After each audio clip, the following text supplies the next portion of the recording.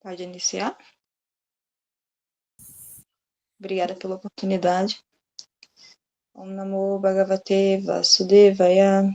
Om Namo Bhagavate Vasudevaya. Om Namo Bhagavate Vasudevaya. Estamos no capítulo 18, A Perfeição da Renúncia, verso 27 e 28. Verso 27. O trabalhador que se apega ao trabalho e aos frutos do trabalho, desejando gozar esses frutos, e que é cobiçoso, sempre invejoso, impuro e que se deixa afetar pela alegria e tristeza, diz-se que está no modo da paixão. Verso 28. O trabalhador que sempre está ocupado em trabalho contra os preceitos das Escrituras, que é materialista, obstinado, trapaceiro e perito em insultar os outros, e que é preguiçoso, sempre desanimado e irresoluto, disse que é um trabalhador no modo da ignorância. Repete?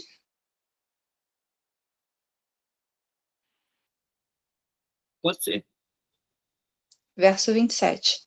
O trabalhador que se apega ao trabalho e aos frutos do trabalho, desejando gozar esses frutos, e que é cobiçoso, sempre invejoso, impuro e que se deixa afetar pela alegria e tristeza, disse que está no modo da paixão. Verso 28. O trabalhador que sempre está ocupado em trabalho contra os preceitos das Escrituras, que é materialista, obstinado, trapaceiro e perito em insultar os outros, e que é preguiçoso, sempre desanimado e irresoluto, disse que é um trabalhador no modo da ignorância. Muito bem. André Braceres está na sala? Não, né? Então, Não, Prabhu. Tudo bem. Então eu mesmo vou fazer o sânscrito aqui, tá? Bhagavad Gita 18, 27. Pragi kama pala prepsu buddho himsatmako asuchi harsa shokam vitakata ajasa parikritita ayukta prakrita stabdha sato naiskrito alasha vishadi jigda shatricha karta tamasa uchyate Om Gyana Timirandasya Gyananjana Shalakaya Chakshurumita Nina Tasmai Shri Gurave Namaha. Hare Krishna, Krishna Krishna, Hare Hare, Hare Rama, Rama Rama, Hare Hare. Muito bem, muito bom dia a todas as pessoas que estão na sala. Muito obrigado, né, a nossa sacerdotisa que nos conduziu pelo caminho dos mantras. Muito obrigado, Rosa, por ter apresentado, né, esse cuidado com a nossa egrégora, né, apresentando os mantras nos gotas védicas. E vamos, então, fazer aí a nossa dissertação acerca desses dois versos aqui, porque eles, como sempre, né, os versos, as palavras de Krishna são muito profundas e, eventualmente, polêmicas. Então, a gente precisa fazer uma tradução para que elas sejam assimiláveis, né, do ponto de vista da nossa experiência pragmática, dos tempos modernos, dos dias atuais, enfim, para ver a aplicabilidade delas aí. Tá? O trabalhador que se apega ao trabalho e aos frutos do trabalho, desejando gozar esses frutos, e que é cobiçoso, sempre invejoso, impuro, e que se deixa afetar pela alegria e tristeza, disse que está no modo da paixão. Nem sempre um trabalhador que é cobiçoso é invejoso, tá? A gente tem que lembrar disso daí. Por exemplo, uma vez foi perguntado para o Chico Xavier, não, Caetano Veloso. A diferença, né? Que diferença, né? Chico Xavier para Caetano Veloso. Mas é porque ambos são altruístas, ambos são compassivos, ambos são benéficos para a humanidade. Ambos são da mesma natureza metafísica. É que um faz esse altruísmo cantando, o outro faz ensinando, como um pedagogo. mas ambos estão preocupados com o bem-estar da humanidade. A música é compaixão. Né? Música que refina o espírito, que acalma o coração, que alegra, que incentiva a felicidade, é compassiva. A música é um ato metafísico de exaltação do intelecto supremo, da sensibilidade suprema, né? Da criação suprema. A música é criação, é artístico. Isso é uma natureza divina. Então, cantar, né? Inclusive muitos cantores e músicos pensam em si mesmo como seres metafísicos. Uma vez aqueles que são refinados, né? Claro, eu estou falando de música, tá? Eu estou falando de rascunhos. Tem rascunhos e tem músicas, são diferentes, tá? Então, uma vez o Almir Sater estava dando uma entrevista num canal de televisão e a moça perguntou a ele como foi que você criou essa música. Ele parou para pensar assim e falou, olha, assim, como eu posso dizer isso? Eu acho que essa música foi uma psicografia. Ele falou isso daí. Que ela simplesmente veio de uma forma tão natural, eu acho que eu não teria conseguido elaborar aquilo conscientemente. Essa música, ela é uma psicografia. Então, aí você vê que os artistas, de um modo geral, um quadro, uma escultura, né? Uma vez foi perguntado para o Michelangelo, você fez essa escultura, mas como é que você fez isso? Né? Ele disse, a escultura, a forma já estava na pedra. O que eu fiz foi retirar o excesso que estava prejudicando essa forma. Isso é metafísica. Né? Isso é metafísico. Foi perguntado ao Picasso como ser um artista. Então, ele disse que para ser um artista é preciso ser uma criança, porque toda criança gosta de cores. A dificuldade é permanecer criança diante das provocações da vida, porque a vida vai provocar para que você desista de ser uma criança. E se ela conseguir te provocar, então você vira uma pessoa velha, rabugenta, ressentida, amarga, cinza, sem cores, depressiva. Isso é metafísico. Né? Então, as crianças pertencem ao reino de Deus. Isso é metafísico. A metafísica não é necessariamente quando você aponta objetivamente Deus. A metafísica é toda a função que eleva o espírito, que refina o espírito, que coloca esse ser em contato com a divindade, com o sublime, com o aspecto superior da existência. Isso é metafísico, isso é sagrado, isso é divino. Tá? E ele não precisa necessariamente estar atrelado objetivamente ao conceito ou à forma sonora Deus. Ele basta ser por si só, ele já é um princípio metafísico. Por isso que, eventualmente, nós ouvimos músicas aqui que aparentemente não são músicas religiosas, mas são músicas metafísicas, são expressões elevadas do espírito que definem a pureza da consciência em termos da sua busca mais profunda, mais sublime, que é a realidade transcendente. E muitas músicas fazem isso sem necessariamente citar Deus na sua operação, mas elas mantêm a sua essência, que é purificar e elevar o espírito. Então, essa visão, elas, assim, essa visão, então, estou mencionando os artistas, porque certa vez foi perguntado ao Caetano Veloso, uma pessoa, né, fez a seguinte pergunta para ele, mas como é que você aprendeu a cantar? Como é que você começou? Ele disse, eu imitava os grandes cantores. Eu invejava eles, né, entre aspas. Eu desejava ser como eles. E eu imitava eles. Eu ficava cantando igual eles no rádio. E com o tempo, eu aprendi a desenvolver a minha própria tonalidade, meu próprio estilo. Mas eu, entre aspas, invejei muito os grandes cantores. Esse tipo de inveja que é mencionado, esse tipo de cobiça, né, assim, é colocado como inveja, mas é uma ambição, né? Chama-se greed ou Laurian, é uma abstração. Isso não é necessariamente inveja, tá?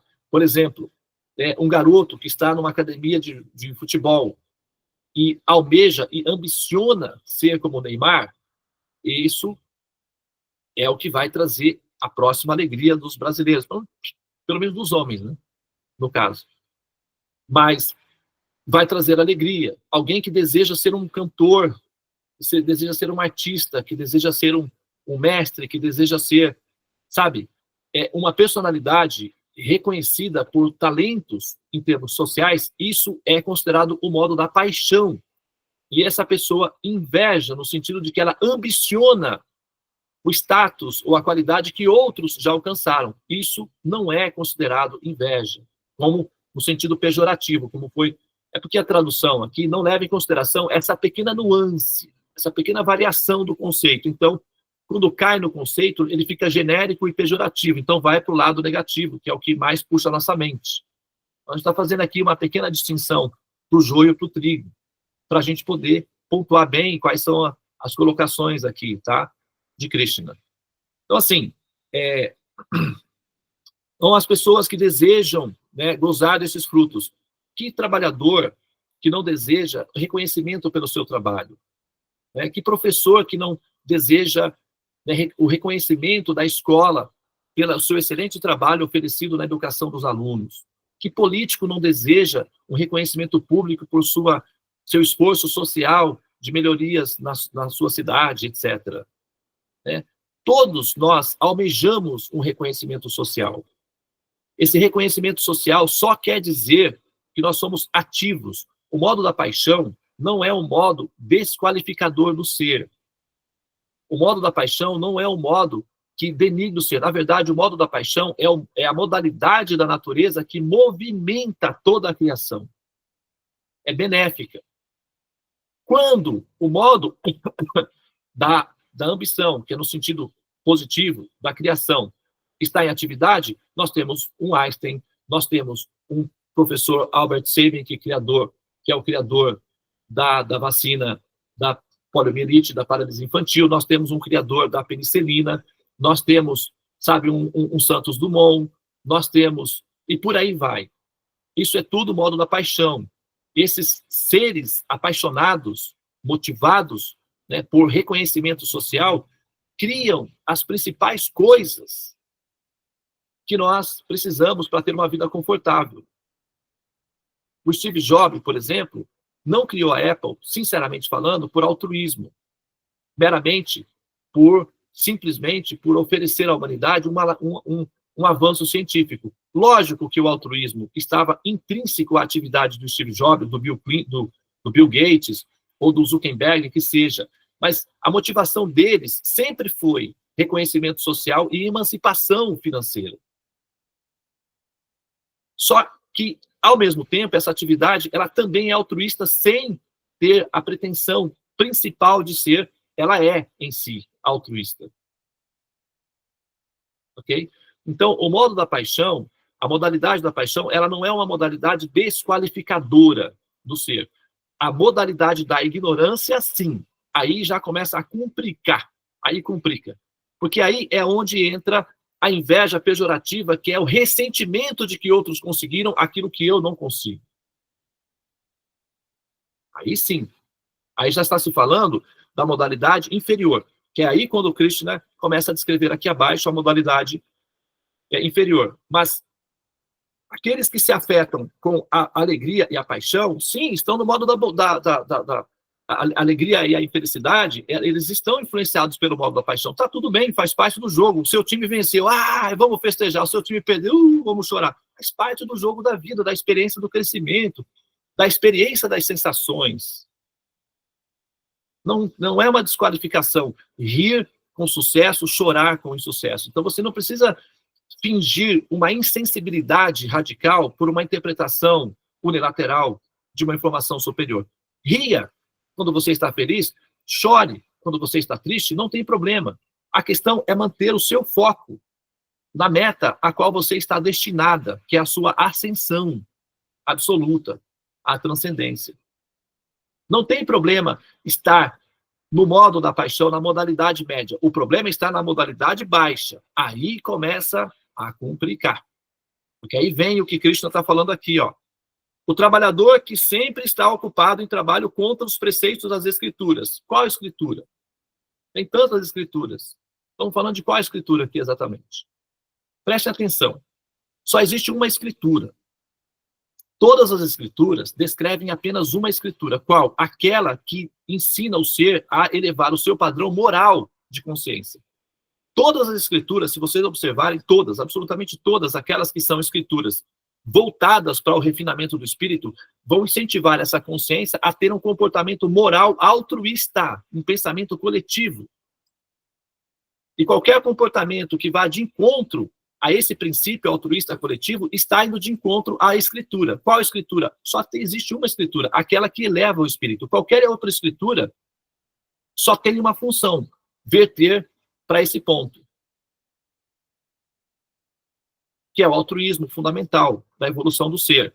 Agora, claro, né, o que é contrário ao preceito das escrituras, ou ao preceito ao altruísmo, é egocentrismo, é câncer social, espiritual, câncer psicológico. É uma doença que mata o ser e mata os outros também, que é o excesso de... aqui está colocado como materialista, mas a gente poderia falar de avareza. Eu acho que avareza seria uma palavra muito mais apropriada, porque o materialista, ele não é necessariamente prejudicial à sociedade. Não necessariamente prejudicial. O Tesla é um super materialista, mas ele não é prejudicial, necessariamente. O Bill Gates é um materialista, o Steve Jobs era um materialista. O Instituto Oswaldo Cruz, que produz vacinas, sabe, as empresas de alimentos são materialistas, mas isso não significa necessariamente prejudicial. Não necessariamente. A casa onde você mora foi construída por uma construtora materialista feita por homens de pensamentos materialistas. Mas isso não significa que é ruim. O materialismo não é ruim. Ruim é a avareza. A avareza é ruim. Dinheiro, riqueza, prosperidade na mão de pessoas bondosas, gentis, altruístas é uma maravilha para todos ao redor. Prosperidade, riqueza, poder, dinheiro nas mãos de pessoas avarentas é uma tragédia social. Então, o problema fundamental não é o materialismo, a prosperidade, não é o modo intermediário da paixão, é a avareza. E a avareza não é intermediária, ela é inferior. Ela é modo da ignorância. É disso que nós temos que nos livrar. Nós não temos que nos livrar dos nossos desejos de emancipação, de reconhecimento social, de progresso, porque isso empurra a humanidade para frente. Nós temos que nos livrar do nosso egocentrismo, da nossa avareza, da nossa preguiça espiritual. É disso que nós estamos falando. É disso que Krishna está falando aqui. Entendeu? E aí ele termina aqui o seguinte, ó. Essas pessoas são obstinadas, trapaceiras, perito em insultar os outros, como assim, tipo, negligenciar as pessoas, destratar as pessoas. Você quer ver uma característica dessa trapaça, desse truque, dessa maldade, dessa malcriação? Por incrível que pareça, uma coisa boba, aquele WhatsAppzinho cinza. Isso é uma maldade, uma crueldade, uma agressão aos demais. Porque te dá o direito de ser um fantasma, de ver o que a pessoa está falando com você, sem ter a obrigação de corresponder. Isso é falta de educação, falta de respeito. Quando você não quer falar com uma pessoa, você simplesmente diz, olha, não posso falar agora, eu não desejo falar, ou tal. Mas ficar incógnito, como um fantasma, deixando o outro à míngua, sem saber se você está ouvindo ou não, se você está... Isso é simplesmente cruel. Eu acho, particularmente, uma crueldade dessa natureza aqui, ó. É uma pessoa trapaceira, perita em insultar a outra pessoa. Que ela só fala o que ela quer, quando ela quer.